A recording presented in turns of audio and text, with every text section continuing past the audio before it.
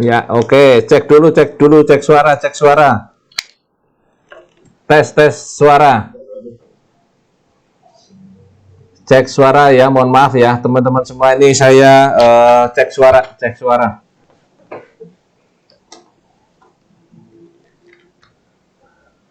Ya, terima kasih teman-teman semua. Gambar speakernya masih off.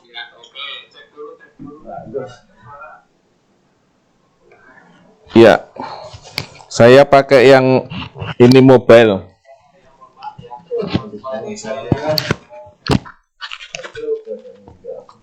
Hah? Kurang asem. Hah? Oke. Iya. Thank you. Bisa ditinggal sudah. Oke, terima kasih, suaranya bagus, jelas. Oke, terima kasih ya.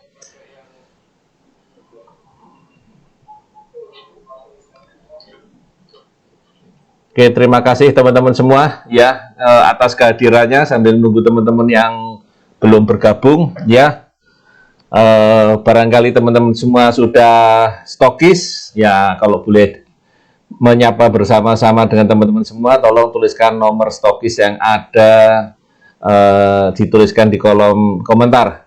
Namun yang belum stokis ya, insya Allah diniatkan ya, tanggal berapa, bulan berapa, tahun berapa ya, semoga disegerakan dan kita doakan bersama-sama ya. Jadi tolong yang sudah stokis dituliskan di kolom komentar ya, stokis berapa, dari mana ya, berarti ada kodenya. Kemudian yang belum stokis ya, semoga disegerakan dan kita doakan bersama-sama segera stokis ya. Dituliskan di kolom komentar tanggal, bulan, dan tahunnya berapa ya, insya Allah kita doakan bersama-sama, mudah-mudahan disegerakan ya. Dan yang sudah stokis, semoga stokisnya stokis qualified ya, semoga dimudahkan, dilancarkan juga segala rencana dan keinginannya. Baik, terima kasih ya teman-teman semua sudah pada hadir. Pak Slamet, Zia Zahwa, Aminah ya, Sulistiani, ya, terima kasih. Dari Bali juga ada nih Bu Sri Ekawati ya. Terima kasih telah hadir. Ya. Mudah-mudahan pertemuan hari ini bisa memberikan manfaat untuk kita semuanya. Ya, barangkali teman-teman yang beragama Hindu ya, ini selamat Hari Raya Galungan. Ya. Baik teman-teman semua, ya saya bisa mulai sebentar lagi. Ya, sebentar lagi bisa kita mulai. Saya menyapa dulu teman-teman semua di sini.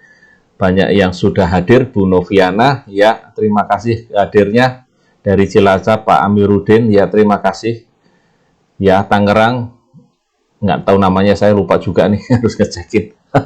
Ya, terima kasih Kendari. Ya, dari Kalteng juga hadir, terima kasih. Kebumen juga hadir, ya terima kasih. Ya, mudah-mudahan ini bisa memberikan manfaat untuk teman-teman semua. Kita mulai tentang budidaya kopi. Ya, ini kopi yang dimana saya rasa banyak yang sudah banyak penggemar kopi. Ya, banyak penggemar kopi. Bukan hanya sekedar bapak-bapak saja yang minum kopi, tapi juga ibu-ibu, bahkan ada anak-anak yang minum kopi.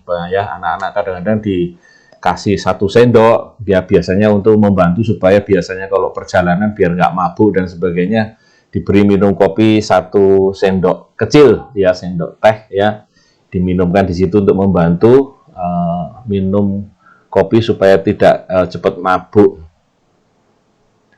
Mbak Awan, Mbak Awan, iyalah Mbak Awan, dari Tangerang. Ya, selamat bergabung di sini Mbak Awan. Mudah-mudahan kita bisa ketemu di kantor ataupun di lahan, gitu.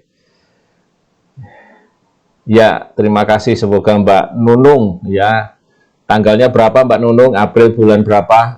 Tanggal berapa? Ya, Pak Kustanto BG, terima kasih telah hadir. Ya. Oke, bagi yang teman-teman yang baru bergabung, semoga disegerakan menjadi stokis. Yang belum stokis ya, tuliskan di situ di kolom komentar tanggal berapa, bulan berapa, dan tahun berapa. Insya Allah dimudahkan dan didoakan sama teman-teman semua yang ada di sini. Dan bagi yang sudah stokis, tuliskan nomor stokisnya. Mudah-mudahan menjadi stokis-stokis yang qualified mari kita sama-sama mendengarkan, menyimak, bahkan mungkin kita bisa melihat langsung tentang kopi ya, tentang kopi.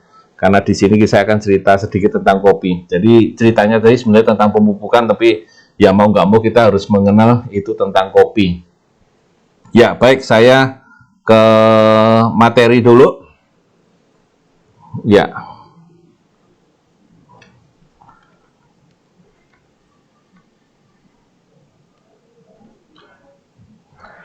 Ya, baik sahabat-sahabat, teman-teman semua, mitra-mitra semua yang dimanapun Anda berada, barangkali ada yang belum mengenal dengan saya. Nama saya tertera di sini adalah Adri Nugroho, di mana saya mengawal produk-produk agro ya dari PT Natural Nusantara ya, terutama di perkebunan dan juga membantu di hama penyakit. Ya, nah sahabat-sahabat, teman-teman semua ya. Manfaat kopi tentu saja banyak banget ya, banyak banget. Ada yang bisa meredakan sakit kepala, bahkan mencegah penyakit jantung, tekanan darah rendah pun kadang-kadang perlu minum kopi di pagi hari ya, hanya pagi hari saja sudah cukup untuk membantu supaya tekanan darahnya itu menjadi normal kembali ya. Dan banyak lagi fungsi-fungsi daripada manfaat kopi hitam ya, kopi hitam. Ya, yang kita ceritakan adalah kopi hitam, karena di pasaran itu bermacam-macam kopi banyak dijual di sana. Ya, tapi yang kita lihat ini adalah kopi hitam, dan biasanya ya di luar Indonesia itu rata-rata kalau minum kopi tanpa gula. Ya, tapi kalau di Indonesia ya di beberapa sebagian negara masih ada yang minum kopi dengan gula. Ya. Kemudian teman-teman, sahabat-sahabat semua, perlu kita ketahui bersama adalah negara penghasil kopi ya, negara penghasil kopi terakhir ini adalah Indonesia, masih menduduki peringkat nomor 4 dunia ya, setelah Brasil, Vietnam dan Kolombia ya. Artinya kopi ini juga banyak ditanam dan bahkan dibudidayakan di Indonesia ya. Dan produksinya sekitar kurang lebih 739.000 ton ya. Ini kopi bermuasal dari cerita kopi yang dibawa dan dikelola oleh Belanda pada saat waktu Indonesia masuk ke Indonesia ya. Kemudian berbagai macam tanaman yang ditanam di Indonesia. Nah, ini adalah negara penghasil kopi sesuai dengan produksinya ya, skala produksinya. Ini di tahun 2019 yang kita dapatkan datanya adalah seperti ini ya.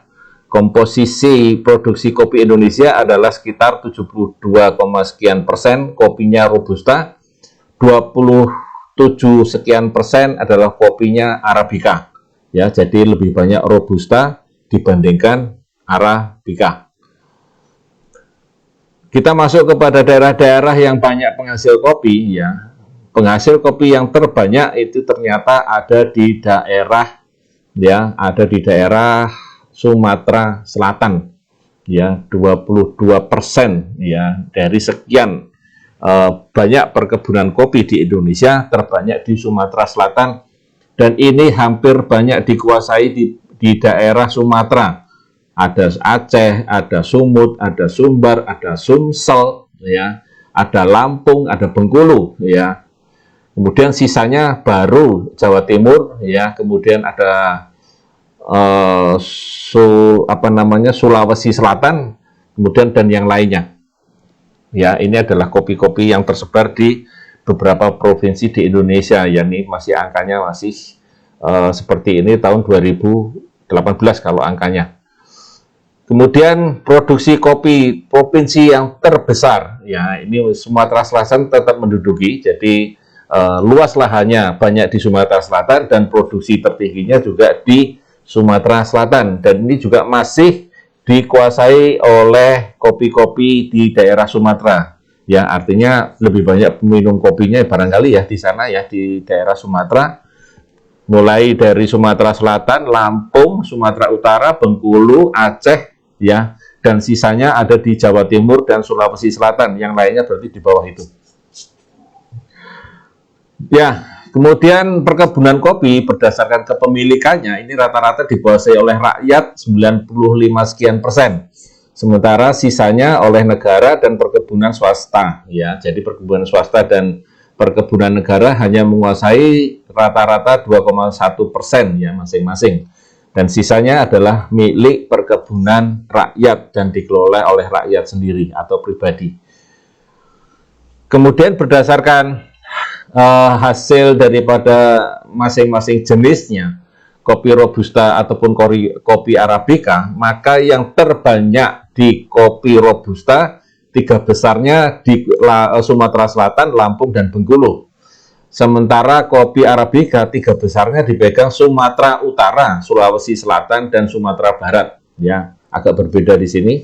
Ya, jadi luas lahannya lebih banyak di Sumatera Utara, artinya ini berarti banyak berada di daerah ketinggian. Ya, kalau Arabica. Sementara di Robusta lebih banyak ditanam di daerah rendah atau dataran rendah.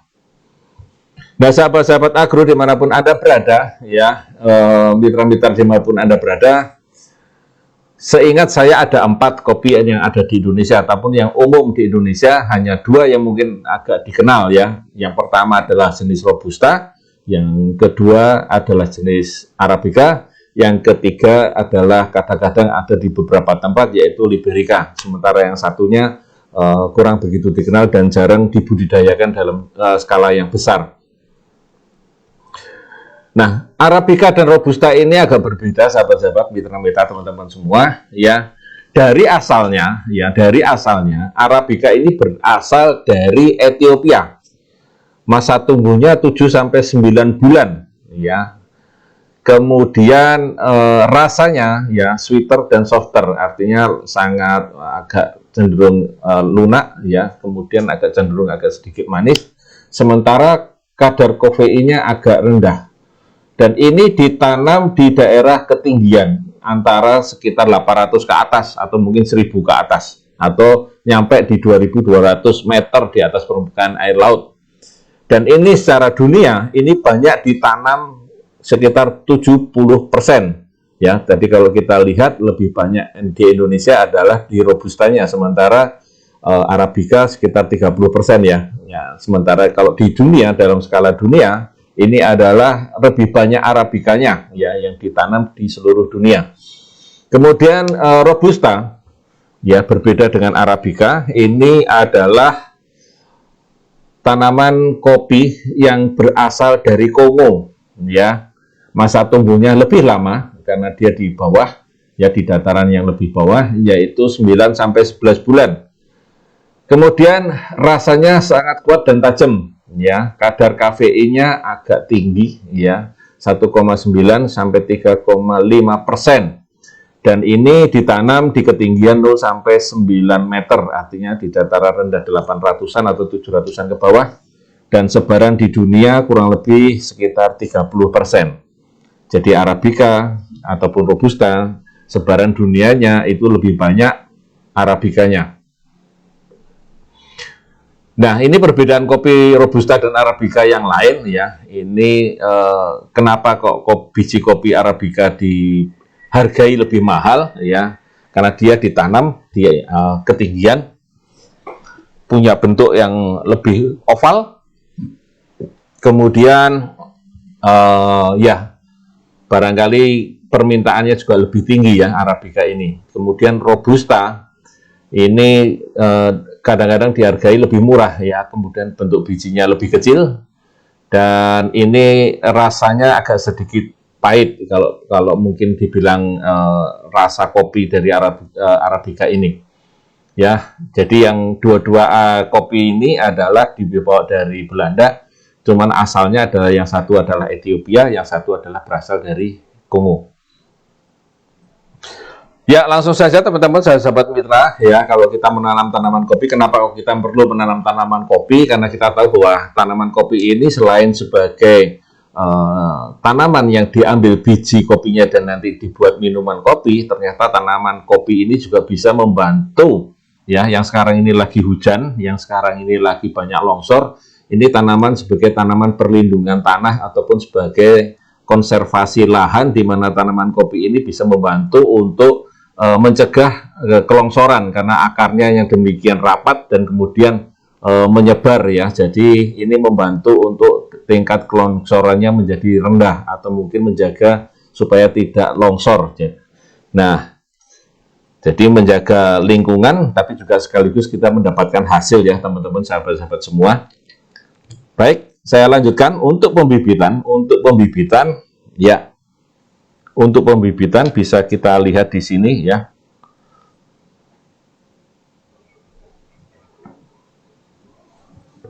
Ya, pembibitan kopi ini ada hal yang berbeda antara kopi Arabica dan kopi Robusta. Ya, sangat berbeda. Kalau pada Arabica, maka biji ini bisa ditanam dalam kurang lebih setengah senti dengan jaraknya 2 kali 5 senti ya. Ditanam seperti di gambar begitu, kemudian baru kita siram. Nah, kemudian dengan menggunakan gembor tentu saja, atau kita menggunakan dengan semprotan tangan juga boleh, atau semprotan yang ringan supaya tidak terlalu nyebar bijinya kemana-mana. Ya, jadi ini hanya ditancapkan sedikit di atas tanah, jadi jangan terlalu dalam. Kemudian mesti disungkup, ya, perlu disungkup karena dia tidak tahan terhadap curah hujan yang langsung, ya. Kemudian barangkali siraman air yang secara langsung, jadi ini harus menjaga suhu dan kelembapannya dengan kondisi tertentu, atau ya ditutup dengan rumput ataupun yang lain ya. Kalau kita menanam pakai padi barangkali kita takutnya, atau jerami, kita takutnya adalah nanti jeraminya masih ada bijinya atau ada jamurnya, maka dia akan menular ke tanaman atau pembibitan kopi yang kita sedang tanam. Nah, untuk robusta, maka kita harus menyiapkan bibitan dengan cara disambung atau sambung stek ya, yang biasanya bawahnya kita menggunakan dengan BP308 dan atasnya seperti yang kita inginkan, ingin tanaman jenis apa. Ya, karena jenis kopi di Indonesia juga cukup banyak ya. Robusta itu ada juga di misalnya Ateng atau Aceh Tengah misalnya begitu, maka di atasnya maka dikasih Aceh Tengah atau Aceh tanaman kopi gayo misalnya begitu, itu kan robusta ya, itu robusta, maka di bawahnya BP308, atasnya bibit kopi gayo misalnya begitu. Ini supaya apa? Supaya bibitnya bisa tanam dan hasilnya nanti akan lebih baik. Nah, disisipkan dengan cara seperti ini seperti pada gambar ya. Lalu pemupukannya bagaimana teman-teman semua? Pemupukannya adalah pada tanaman seperti ini ya, seperti pada penyemaian di Arabica ini, bisa kita menggunakan selapis tanah ini kita ambil terlebih dahulu, atau media ini kita ambil terlebih dahulu. Kemudian kita ambil setiap satu embernya, kita tambahkan kurang lebih sekitar 3-5 sendok ya. 5 sendok Supernasa ya, ditambah dengan 1 sendok Glio ya. Kita aduk sedemikian rupa. Kemudian kita diamkan dulu barangkali 1 hari ya, kemudian kita tebarkan selapis di atasnya, baru kemudian kita tanam. Ya, bisa seperti itu ya. Atau juga bisa kita lakukan Supernasanya tadi kita rendam selama 1 hari. Untuk 1 gembor yang 10 liter ini kurang lebih kita memerlukan sekitar 3-5 sendok ya, atau mungkin sekitar 2 sendok ya, bisa juga seperti itu. Kemudian kita tambahkan dengan Glio yang sudah kita aduk ya. Supernasanya ini akan lebih cepat reaksinya kalau kita rendam selama 1 malam. Kemudian saat kita akan menggemborkan atau menyiramkan, kita tambahkan Glionya, baru kita siramkan ya. Kita siramkan seperti itu. Nah, kemudian kalau untuk pada stek seperti ini ya, ini bisa pada media atau polybagnya sama seperti tadi ya. Kita ambil sepertiga bagian paling atas saja ya, seperti ada media paling atas saja. Kemudian stek ini kita tanamkan. Nah, baru kemudian sisa sepertiga tadi kita tambahkan Supernasa tadi ya. Setiap 10 kilo atau 1 ember ya, 1 ember besarnya kita tambah dengan 3-5 sendok Supernasa, kemudian 1-2 sendok Glio, kita aduk merata, kita diamkan dulu ya, kurang lebih 1 hari, nggak apa-apa. Kemudian baru besoknya kita masukkan ya, memenuhi kurang lebih mendekati 1 cm di bawah bibir polybag ya. Di situ nanti tinggal kita tunggu reaksinya setelah nanti kurang lebih 1 minggu. Nah, kalau begitu nanti muncul sambungannya sudah begitu bagus, ya baru kemudian akan muncul daun-daun tunas yang baru, trubus. Nah, nanti setelah berdaun 3 ke atas, baru kita lakukan penyemprotan dengan biosinasa ataupun hormonik, ya. Ya, ini sama juga dengan pada tanaman Arabica. Begitu nanti sudah kita siram dengan Supernasa dan Glio, atau medianya sudah kita campur Supernasa dan Glio, ya siramnya tentu saja cukup tipis-tipis saja, hanya sekedar basah, ya, jangan terlalu becek karena nanti tanamannya malah justru nanti akan busuk. Jadi pemberian air ini hanya sekedar mencukupi kebutuhan benih, ya. Atau bisa kita semprotkan dengan semprotan yang sedikit aja, atau semprotan sprayer aja yang sedikit, tapi jangan sampai tergenang, ya. Nah, ini kita juga bisa menggunakan dengan Organindo, ya, dengan Organindo untuk skala tadi polybag tadi, kita bisa juga menggunakan dengan Organindo. Kita campurkan dulu dengan sepertiga medianya tadi, kemudian baru kita masukkan kembali ke medianya setelah diberi tanamannya atau bibitnya. Ya, ini biasanya penyemprotannya akan muncul trubusnya kurang lebih sekitar 5 bulan, ya. Jadi sekitar 3 atau 5 bulan seperti pada tanaman-tanaman pembibitan yang lainnya. Kemudian stek ini biasanya setelah 5-9 bulan biasanya sudah bisa digunakan bagian batang bawahnya. Jadi kalau kita membuat Robusta, maka stek yang kita siapkan sudah 5-9 bulan sebelumnya. Jadi kita siapkan dulu batang bawahnya, baru juga nanti kita siapkan batang atasnya. Nah, baru setelah 1 tahun, ya kurang lebih sekitar 12 bulan, ini rata-rata 12 bulan, baru kita bisa pindahkan ke lahan, ya, kedua-duanya, baik Arabica maupun Robusta. Nah, sahabat-sahabat, teman-teman, mitra-mitra dimanapun Anda berada, khusus pada tanaman kopi, ini tanaman kopi tidak suka tanaman yang langsung terkena sinar matahari atau langsung terkena sinar matahari. Maka sembari kita mempersiapkan bibitnya, maka kita di lahan juga kita harus siapkan penaungnya atau tanaman penaungnya, ya, tanaman penaungnya. Kemudian tanaman penaung ini kita tanam 1 tahun sebelumnya, ya. Ada tanaman naungan yang bisa yang seterusnya, misalnya seperti kita tanam lamtoro atau tanaman gadap ataupun tanaman sengon, ya, nanti juga bisa kita ambil hasilnya. Nah, ada juga tanaman yang tanaman penaungnya sementara, ada apaan, daun duduk. Lamtoro juga bisa sebagai tanaman penaung sementara, ada juga oro-oro, ada kacang babi ataupun semai akasia, ya.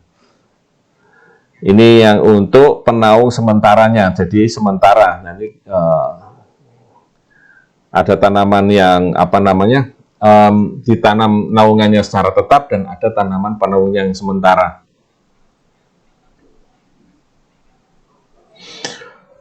Kemudian untuk jarak tanamnya di lapangan, ya, jarak tanamnya di lapangan, rata-rata Arabica ditanam lebih agak sedikit rapat, ya, karena dia di ketinggian, ya, sekitar 2,5 kali 2,5 meter. Sementara kopi Robusta ini ditanam di jarak 2,5 kali 2,5 juga bisa, atau dijarakkan lebih lebar lagi, kurang lebih 2,75 sampai 2,75, ya. Jadi kalau kita hitung-hitung jumlah pohonnya per hektarnya kurang lebih sekitar 1.600 pohon.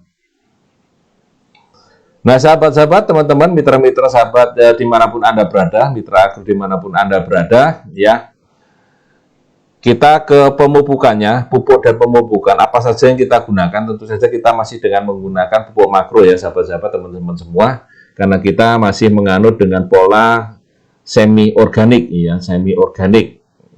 Nah, kemudian ini kita gunakan beberapa alternatif, ya, beberapa alternatif pemupukan pupuk makro yang bisa kita gunakan, ya. Ada yang menyarankan pupuk makro adalah seperti ini, ya, dengan menggunakan pupuk tunggal, yaitu urea, SP36, KCl, dan Glycerin, ya. Dan biasanya pada pemupukan ini biasanya dilakukan setahun 2 kali, yaitu di awal musim hujan dan di akhir musim hujan. Jadi ini menyesuaikan kondisi setempat masing-masing tanaman, masing-masing daerah, ya. Nah, kemudian untuk makronya itu sudah kita sampaikan tadi, salah satu alternatif pemupukannya.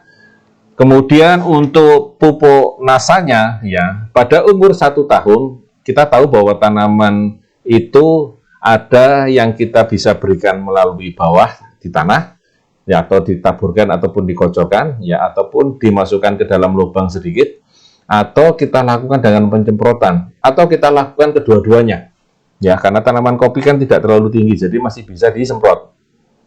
Ya, pada saat kita sudah memulai memindahkan bibit kopi ke lahan, maka pemberian super nasanya di tahun pertama adalah 25 gram per tanaman, ya. Jadi tinggal kali 1.600 batang. Ya, sementara untuk kita menggunakan granul, maka kita gunakan kurang lebih sekitar 150 gram per tanaman, ya. Kemudian untuk menjaga supaya tidak terserang penyakit yang jamur, berasal dari jamur, terutama pada bagian akar, maka kita tambahkan 5-7 gram, ya, per tanaman, ya, sekali tabur di sekitar tanaman, atau kita campurkan pada supernasa atau granulnya sekaligus. Ya, ini bisa kita lakukan setahun 3 kali. Supaya apa? Supaya tanamannya tetap sehat dan terjaga, dan mencegah jamur mulai dari sejak awal, maka kita berikan dengan Glio, ya. Loh, lihat tadi pemupukan makronya cuma setahun 2 kali, Pak. Jadi yang pertama bisa campur dengan pupuk makronya, ya, supernasa dicampur dengan pupuk makronya, atau kita menggunakan granul dicampur dengan pupuk makronya. Kemudian pemupukan yang kedua ini hanya dengan produk nasa saja. Yang ketiga nanti akan pemberian dengan pupuk makro plus pupuk nasanya, ya. Jadi setahun 3 kali, makronya 2 kali, nasanya 3 kali. Ya, ini untuk tahun pertama. Tahun kedua ini juga bisa kita gunakan dengan supernasa, tetapi kalau kondisinya sudah cukup bagus untuk mengarah ke produksi, separuh musim biasanya kita masih menggunakan supernasa atau granul. Nah, setengah tahun berikutnya kita sudah bisa menggunakan dengan power, ya. Tetap kita tambahkan dengan Glio untuk antisipasi supaya jamur yang menyerang pada bagian bawah tanaman, karena ini tanaman masih pada muda-muda semua, umur 1-2 tahun ini alangkah rentannya terhadap serangan jamur, maka perlulah ditambahkan dengan Glio, atau mungkin kalau kita pakai 1 hektar kurang lebih sekitar 12 hingga 15 kotak, ya. Jadi kalau kita tinggal kita kalikan jumlah tanaman dengan jumlah gram yang ada di sini. Kemudian kalau sudah 3 tahun ke atas, maka kita cukup menggunakan dengan power, kita tambahkan sekitar 30 gram, ditambahkan dengan pupuk makronya, cukup juga ditambahkan dengan Glionya, ya. Pak, ini Glionya apakah harus 5-7 gram per tanaman, misalnya begitu, atau per kali tabur? Ya tidak harus, ya begitu, ya. Tapi kalau kondisinya di sana dikira-kira agak aman, bisa kita tambahkan per hektarnya hanya 3-5 kotak saja. Tetapi kalau itu adalah rentan, sering hujan seperti ini, kemudian sekitarnya ada tanaman-tanaman yang juga sudah terserang dengan jamur, maka jangan sia-siakan tanaman kita yang sudah berumur 1-2 tahun ataupun 3 tahun ini terserang oleh jamur, maka rutinkanlah. Yang mungkin cuma sedikit tapi nggak apa-apa. Tetapi kalau sudah ada gejala di sekitar lahan tanaman kopi yang masih muda-muda ini, maka sebaiknya Glio ini dirutinkan, ya, sahabat-sahabat, teman-teman semua. Nah, kemudian penyemprotannya, ya, selain yang di bawah, ini kita gunakan juga yang di atas, ataupun dengan lakukan penyemprotan, ya. Bisa dengan POC nasa dan hormonik, bisa juga dengan BSA yang kita sudah membuat larutan induk POC-nya, ya. Ini kita bisa lakukan seperti itu, atau mungkin bisa juga dengan menggunakan Green Star, ya. Ini saya belum tuliskan di sini. Kita bisa menggunakan dengan Green Star, ya. Kalau kita menggunakan dengan POC nasa dan hormonik, maka dosisnya adalah 2-3 tutup per tangki 12-15 liter, ditambah dengan 1 tutup hormonik. Kalau kita menggunakan dengan BSA, maka kita gunakan dengan 2 tutup larutan induk BSA, larutannya sudah jadi. Ya, kalau kita menggunakan dengan Green Star, ya, kita cukup 1 saset Green Star per tangki 12-15 liter air, ya. Bisa juga ditambahkan setengah saset Green Star ditambah dengan 1 tutup hormonik. Ya, ini nggak apa-apa. Jadi bisa kita gunakan seperti itu. Nah, kemudian untuk menjaga serangan hama dari sejak awal, terutama di daun, kita bisa tambahkan di sini adalah sekitar 1 sendok makan per tangki ya, untuk mengurangi serangan hama di bagian atasnya terutama ya. Ini dari awal-awal ya, sekali semprot nggak apa-apa lah, yang penting ada pencegahannya, karena kita kalau sudah terserang ada belalang atau mungkin ada hama-hama yang lain, maka kita nanti akan kewalahan ya. Kemudian di tahun yang kedua, ini bagian atasnya dosisnya kita naikkan ya. Kalau kita pakai peosinasa sama hormon, maka dosisnya menjadi 3-4 tutup, kemudian hormoniknya menjadi 2 tutup, kemudian BS-nya menjadi 3 tutup ya. 3 tutup larutan induk peosinasa. 3 tutup larutan induk POC. Maaf ya, untuk BSA-nya. Kalau untuk pakai Green Star, 1 saset Green Star bisa juga ditambahkan dengan 1 tutup hormonik ya.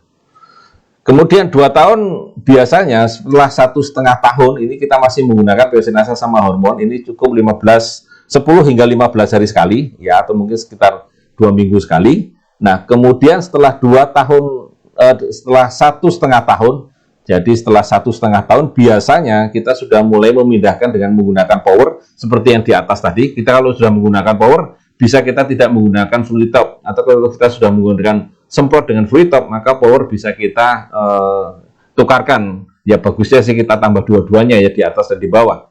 Ya, fluid top ini 2-3 gram kita semprotkan ya.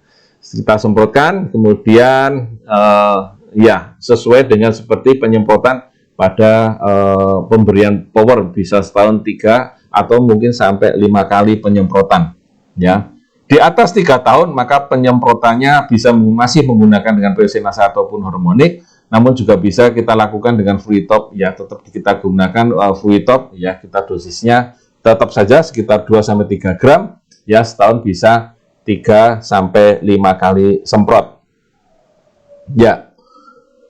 Nah, Pak, ini tadi nanti kalau panen kopi mulainya kapan setelah ditanam? Ya, rata-rata tanaman kopi ini ya,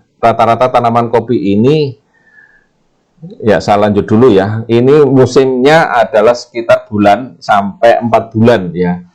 Panennya itu sekitar 4 bulan. Jadi ya sebentar. Kopi belajar berbuah ini rata-rata sekitar 2,5-3 tahun untuk yang robusta. Artinya robusta lebih cepat akan panen. Setelah kita tanam rata-rata 2,5 tahun sampai 3 tahun. Sementara Arabica itu lebih lama sedikit, yaitu sekitar 3-4 tahun. Tetapi rata-rata kalau kita penggunaan nasanya rutin, ya produk nasanya rutin, baik yang dikocok di bawah maupun penyemprotannya, ini rata-rata 2,5-3 tahun, rata-rata sudah bisa sama-sama untuk belajar untuk berbuah. Oke. Kemudian tadi sudah saya sampaikan, pupuk yang ditebar, ya pupuk makronya bisa dicampur dengan pupuk NASA, ya ditaburkan di situ, atau mungkin dimasukkan ke dalam tanah, ya teman-teman semua. Jadi kita campurkan, kemudian kita pakai cangkul, kita buka buat lubang kecil, kemudian kita masukkan ke dalam lubangnya, kita tutup. Bisa ini 4 titik sekitarnya, atau kita membuat lubang kecil melingkar, ya kita lingkarkan, kita tutup. Itu lebih efektif. Supaya apa? Supaya tidak terjadi run off atau terikut air hujan, ataupun terhilang sama air hujan, ataupun karena kondisi yang lain. Jadi biar pupuk ini tetap diserap oleh tanaman, ada baiknya kita masukkan ke dalam lubang, kita tebar di dalam lubang, kita masukkan, kita tutup dengan tanah ya. Ini kalau kondisi hujan seperti ini sangat cocok sekali, karena sekaligus disiram, maka ada kemungkinannya pupuk tadi akan segera diserap oleh tanaman. Kemudian tadi ada yang disemprotkan ke daun ya, BSA sesuai dengan takaran anjuran, yaitu tadi sekitar 2 tutup larutan induk POC ataupun 3 tutup larutan induk POC. Sementara Korin dan BVR bisa untuk melakukan pencegahan jamur dan hama pada biji kopi. Jadi mulai dari sejak awal, apabila sudah ada gejala-gejala banyaknya hama ataupun banyaknya jamur di bagian atas, bisa kita semprotkan dengan Korin ataupun BVR, teman-teman ataupun sahabat-sahabat semua. Ya, ini kita lanjut teman-teman semua ya, sahabat-sahabat semua. Ya.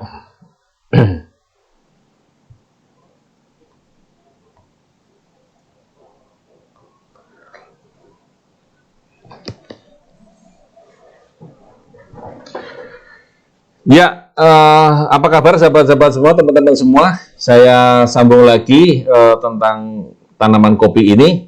Namun yang baru bergabung, maka silahkan kalau isi kolom komentarnya ya dari stokis mana.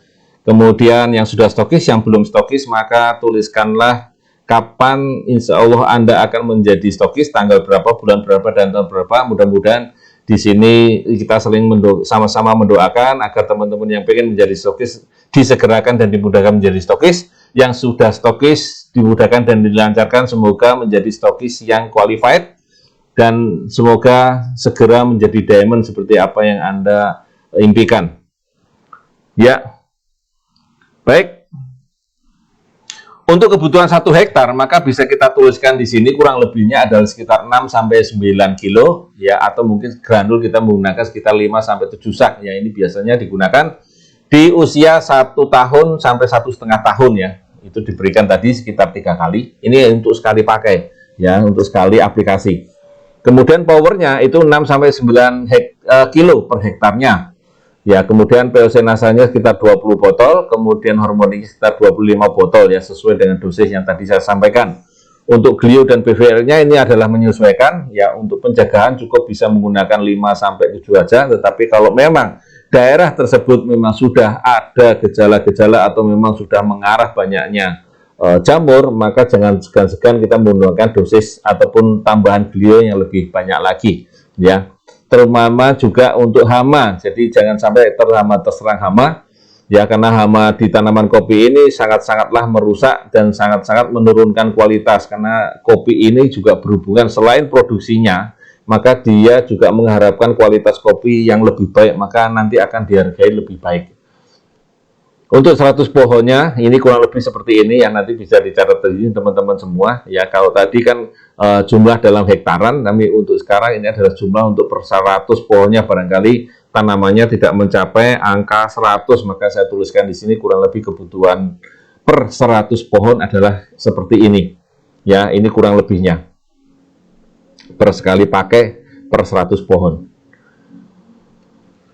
Ya, ini adalah tadi saya sudah sampaikan kopi yang umur kopi yang belajar berbuah. Nah, umumnya tanaman kopi ini ya, waktu kuncup biji kopi sampai biji kopi matang untuk kopi robusta adalah 8-11 bulan, sementara kopi arabica 6-8 bulan. Artinya lebih cepat kopi arabica dibandingkan dengan kopi robusta. Jadi sampai biji matang, itu dari bunga sampai biji matang ini lebih cepat kopi arabica.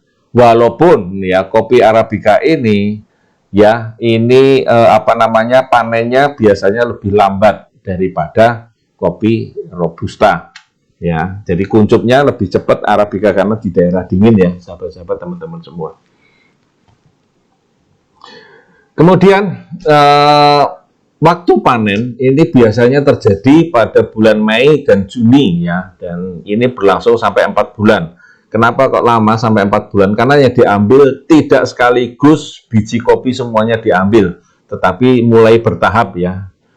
Kemudian nanti akan berakhir di bulan Agustus ataupun September. Jadi dipetiknya kurang lebih sekitar 10-14 hari sekali atau sekitar 2 minggu sekali. Kemudian pengolahannya pasca panen ini ada yang tergantung air ya yang digunakan. Artinya ada pengolahan dengan cara yang kering, ada dengan cara pengolahan yang basah. Ini nanti cukup panjang. Kemudian ada yang kering ini sendiri ada 2, yaitu dengan pecah buah ataupun dengan tanpa pecah buah. Yang basah juga ada 2 cara, yang giling kering dan giling basah. Ini nanti cerita pasca panen kopi ya. Kita lebih banyak nanti di pemupukan aja, ataupun ya di pemupukan aja. Di pemangkasan juga kita tidak terlalu panjang, karena tanaman kopi ini biasanya kalau kita lakukan pemangkasan itu rata-rata sampai 4 kali ya, rata-rata sampai 4 kali. Ada pemangkasan bentuk, ada pemangkasan produksi, ada pemangkasan gini dan sebagainya. Misalnya begini, pada saat pemupukan maka tentu saja di daerah piringan harus dibersihkan.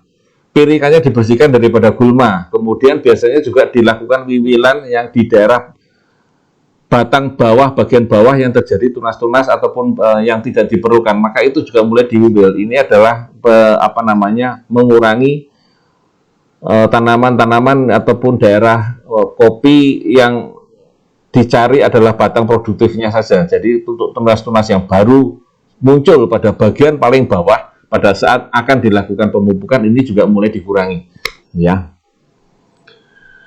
Nah, teman-teman, sahabat-sahabat semua, tentu saja kita tahu bahwa buah kopi yang dipetik itu ada 4 kriterianya. Yang pertama ini hijau, ya. Jangan sekali-sekali, saya katakan jangan sekali-sekali memetik buah kopi yang hijau, karena ini berdampaknya cukup jauh dan cukup memberikan hasil yang barangkali nanti di pasca produksinya mengganggu dan di tanamannya juga nanti terganggu. Ya, kenapa kalau terganggu pada pasca panennya? Karena kalau hijaunya terpetik, ya hijaunya terpetik dan sengaja diikutkan untuk diproses di berikutnya, maka nanti rasa kopinya cenderung nanti agak berubah. Ya, rasa kopinya itu nanti agak berubah, kurang begitu nikmat. Ya, yang kedua adalah pada tanamannya juga terganggu. Pada tanaman yang masih hijau itu dipetik, maka biasanya pada umumnya maka tanaman tersebut pada musim tanam yang berikutnya akan mengalami penurunan, ya, walaupun kita sudah pupuk barangkali lebih banyak, ya, tetapi rata-rata tanaman yang dipetik pada waktu biji kopi masih hijau maka cenderung produksinya sedikit menurun dibandingkan musim yang sebelumnya, ya. Kemudian yang dipetik berikutnya adalah yang kuning kemerah-merahan, ya. Sebaiknya ya sahabat-sahabat semua, kuning-kuning kemerah-merahan ini memang sudah bisa dipetik, tetapi sebaiknya tidak dipetik dulu, karena juga apa? Karena mempengaruhi dan sangat mempengaruhi cita rasa pada saat nanti akan dibuat minuman kopi. Yang kedua, nanti proses pada saat pasca panen, baik itu pun menggunakan basah maupun ataupun dengan cara yang kering, maka proses ini pun juga nanti agak lama, ya, agak lama. Jadi rasa kopinya juga kurang begitu nikmat dan prosesnya juga nanti akan mempengaruhi warna kopi dan lain sebagainya, ya. Nah, yang keempat adalah merah penuh, ya. Ini bisa dipanen, ya, cukup dipanen, tetapi yang paling bagus adalah merah yang tua atau benar-benar yang memang benar-benar merah yang tua. Artinya memang betul-betul biji yang kita panen itu betul-betul masak warnanya merah tua. Ya, jadi kita sarankan sebaiknya yang masih belum merah tua maka ditinggalkan, nanti 2 minggu lagi baru kita petik sampai sekitar 6 bulan tadi. Jadi pada saat nanti setelah 4 bulan, nah baru kita melakukan perempelan bareng semuanya, ya. Ya, pada saat terakhir nanti setelah 4 bulan biasanya, maka yang hijau, yang kuning kemerahan, yang merah penuh itu akan dihabiskan setelah 4 bulan proses pemanenan pada tanaman kopi. Dan kalau kita menggunakan produk NASA, ya insya Allah proses buah yang menjadi masa ini akan lebih banyak. Jadi kadang-kadang belum sampai 4 bulan, maka merah tuanya ini menjadi lebih banyak. Pada saat panen itu hampir bersamaan semua. Bisa jadi satu dompolan itu merah semua, seperti pada gambar yang di depan tadi dengan Pak Anggoro, ya. Itu rata-rata seperti itu. Jadi kalau kita menggunakan dengan teknologi NASA, yang pertama kita diuntungkan adalah tanamannya produksinya menjadi lebih banyak. Ya, dompolannya per satu batang produktifnya lebih banyak. Yang kedua, dompolan yang menjadi merah tua ataupun masaknya rata-rata menjadi lebih bersamaan, ya, mendekati bersamaan atau serempak. Jadi kita akan lebih mudah panennya, ya. Dan kemudian nanti pada waktu pengeringan nanti akan memisahkan antara biji kopi dengan kulitnya, itu akan jauh lebih mudah. Ya, jadi ada keuntungan banyak di situ selain produksinya meningkat. Ya, kemudian proses pemanenannya menjadi merah tuanya atau dompolannya menjadi banyak dan menjadi cukup banyak yang serempak merah tua. Kemudian proses pengeringannya menjadi lebih cepat karena ini biasanya kadar airnya sudah mulai berkurang dengan sendirinya. Karena berkurang dengan sendirinya, otomatis pemisahan kulit kopi dengan biji kopinya lebih cepat, ya, lebih mudah. Nah, ini adalah 4 pemangkasan yang sering dilakukan pada tanaman kopi, ya, sahabat-sahabat, teman-teman semua, ya. Ini pemangkasan yang sering dilakukan, yaitu adalah pemangkasan tajuk, pemangkasan pemeliharaan, cabang primer maupun cabang peremajaan. Tetapi tidak saya ulas di sini karena ini kan kita hari ini cerita dulu tentang pemupukan pada tanaman kopi. Nah, biasanya setelah kita lakukan pemangkasan seleksi utamanya ya, biasanya dimulai sekitar 2-3 bulan setelah panen, yaitu bulan-bulan Desember atau Januari, ya, kemudian memilih cabangnya yang dipelihara. Kadang-kadang itu bisa mencapai cabangnya cukup banyak teman-teman sahabat semua, bisa mencapai antara 40-70 cabang, tapi harus dipilih dengan mengikuti pola seleksi atau pola pangkas di atas ya. Jadi harus dipilih mana produknya pemangkasan batang yang diseleksi. Jadi kita tidak kepingin terlalu rimbun, tetapi kita juga jangan terlalu berkurang, karena seleksi inilah yang nanti akan menentukan seberapa jauhkah tanaman kopi ini menghasilkan, maka tergantung dari pola pangkasnya. Kemudian pemupukan disesuaikan, saya katakan disesuaikan, saya tidak bisa mengatakan harus memupuk pada bulan September atau harus memupuk pada bulan September. Saya rasa kurang begitu bijak, karena berbagai daerah ada beberapa yang sekarang sudah mulai awal musim hujan, tetapi ada juga yang sudah mulai akhir musim hujan, maka disesuaikan. Begitu sudah mulai ada hujan, maka kita baru melakukan proses pemupukan. Jadi menyesuaikan dengan kondisi setempat, provinsi setempat ya teman-teman sahabat semua.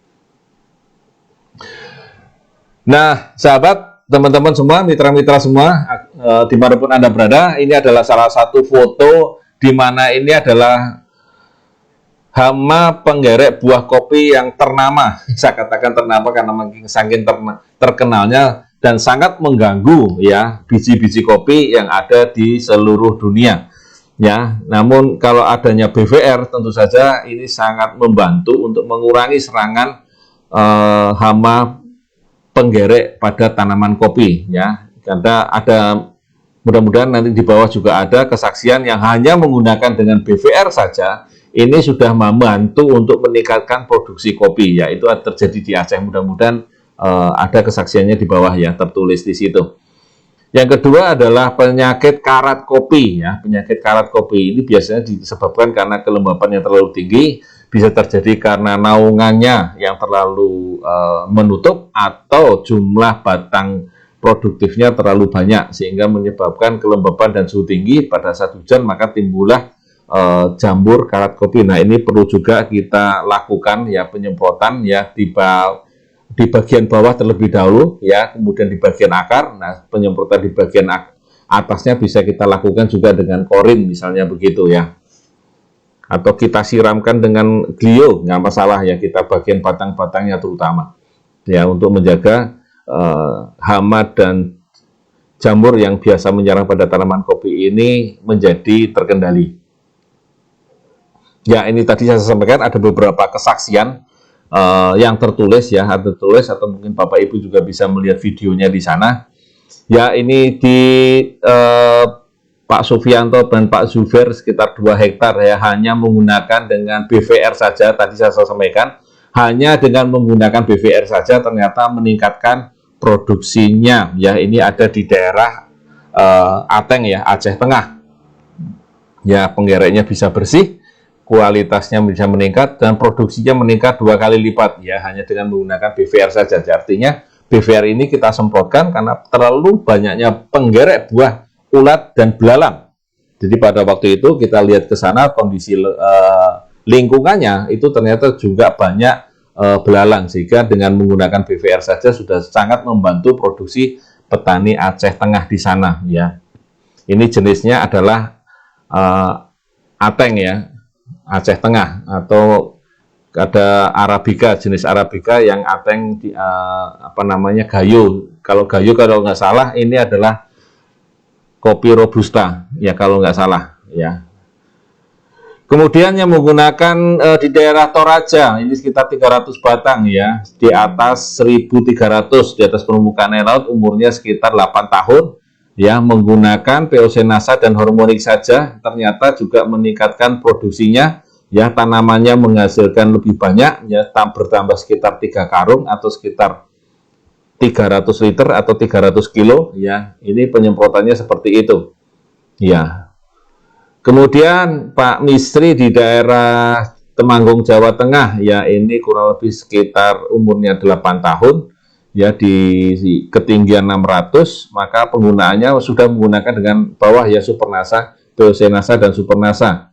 Ya, ternyata ada perbedaannya ya, bertambah menjadi tambahnya sekitar 10 kuintal. Kemudian harganya juga dihargai lebih tinggi tentu saja karena ini lebih baik ya kondisinya ataupun tanamannya, bijinya kopinya. Kemudian di daerah Temanggung juga yang lain adalah sudah menggunakan dengan penggunaan power, jadi ada yang disemprotkan di atas POC dan hormonik, kemudian juga menggunakan Supernasa dan power pada waktu itu, karena ini tahun-tahun berapa nih ya, saya lupa nih. Kemudian umur tanamannya sudah 20 tahun ya, maka setelah dihitung produksinya bertambah 1 ton ya, ini 1 ton untuk 500 tanaman atau kurang lebih sekitar setengah hektar ya, Pak Gatot Cahyono di Temanggung ya, ini bertambah sekitar 1 ton untuk 500 tanaman. Nah, manfaatnya apa setelah kita menggunakan dengan Nasa? Daunnya lebih hijau, jumlah bunganya meningkat, buahnya lebih besar dan berbobot, warna buahnya lebih mengkilap, dan biasanya kerontokan bunga dan buahnya berkurang. Nah, ini ada beberapa kesaksiannya lagi yang dengan Nasa dan tidak pakai Nasa. Ini kebetulan saya ambil dari mitra-mitra ya yang sering berbagi ya informasinya. Mohon maaf itu kalau mungkin ada nomornya ya, dari ujung sampai ujung, jadi dompolannya cukup gemuk ya, cukup gemuk. Nah, kelebihannya adalah tanamannya menjadi lebih segar dan hijau, kerontokan bunganya dan buahnya menurun, hamanya relatif berkurang ataupun tidak ada, produksinya meningkat, kualitas biji kopi dan rasa kopinya meningkat ya. Ini tadi ya, karena kita juga menjaga kelestarian lingkungan, maka karena kopi juga ini tanaman perkebunan dan dipanen nanti dalam jumlah usia yang panjang, maka rata-rata kelestariannya pun insya Allah terjaga ya. Baik teman-teman, sahabat-sahabat semua ya, ini yang bisa saya sampaikan tentang pemupukan kopi ya. Barangkali ada yang bertanya, boleh silakan di kolom komentar ya teman-teman, sahabat-sahabat semua. Di kolom komentar, mudah-mudahan masih ada waktu untuk kita saling diskusi ya. Semoga kalaupun nanti ada yang masih ketinggalan ataupun pengen tanya, 1 hektar ya, 1 hektar saya buka tadi ya, tadi sudah ada untuk 1 hektar. Ini ya, kita lihat lagi. Mohon maaf, ada yang bertanya untuk 1 hektar Pak Sarno ya. Pak Sarno, ini saya buka lagi di sini, nanti bisa dilihat lagi ya. Saya maju lagi ya teman-teman semua. Ini ada Pak Sarno yang pengen nanya untuk 1 hektar itu butuhnya berapa ya. Ini kurang lebih ya, ini untuk 1 hektar Pak Sarno ya. Bisa difoto di situ ya, dilihat di situ, atau mungkin nanti diulang lagi slide-nya juga boleh. Ini yang untuk 100 pohon ya, kurang lebih ini untuk yang 100 pohon. Begitu Pak Sarno ya. Saya kembali ke ya, mungkin barangkali teman-teman ada yang pengen tanya yang lain. Bagaimana penyemprotan untuk daerah pegunungan yang dingin Pak? Untuk penyemprotan menyesuaikan keadaan ya. Kalau sekiranya sangat dingin dan sering terjadi hujan, langkah baiknya kita lakukan pemupukan di bagian bawah aja. Ya, tadi saya sampaikan itu adalah sekitar 3 kali di bagian bawah. Maka dilakukan pemupukannya adalah pembuatan dengan lubang-lubang kecil ya, bisa 4 titik atau mungkin untuk beberapa tempat kita bikin lubang melingkar, kemudian pupuknya kita masukkan ke dalam lubang, kita tutup ya. Untuk daerah dingin berarti di atas ketinggian 1000, ini kurang lebih 1000 ya sudah dingin ya. Ini biasanya yang ditanam adalah Arabica ya. Ya, kemudian ya barangkali ada yang bertanya yang lain lagi ya, mudah-mudahan bermanfaat. Jadi pengen kopi yang enak, tentu saja dari tanaman yang menghasilkan biji yang lebih baik ya.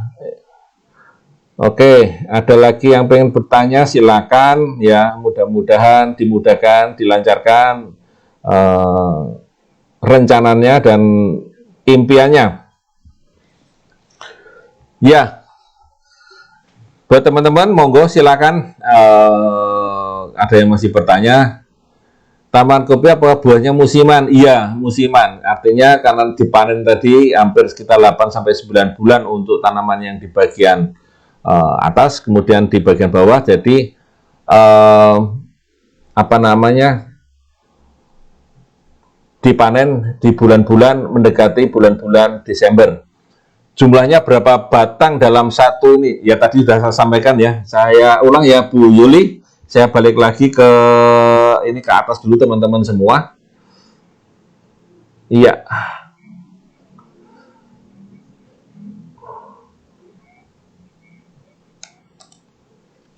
Oke, saya naik dulu ya teman-teman semua. Dalam 1 hektar tanaman kopi ya, ini kalau tanamannya adalah seperti ini. Saya ulang dulu nih.